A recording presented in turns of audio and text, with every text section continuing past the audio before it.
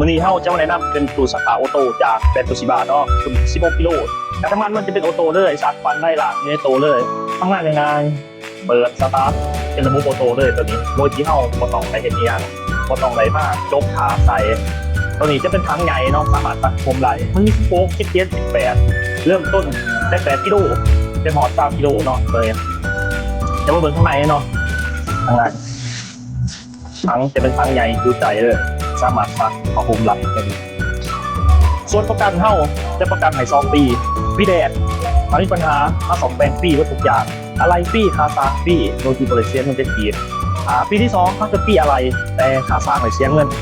ส่วนมอเตอร์เขารับประกันใน10 ปีเลยมอเตอร์เขาตัวนี้มาด้วยสลากเบื้องหน้าเราประหยัดไฟเสียงเงียบตัวนี้17 โลตัวนี้17 โลแล้วก็มา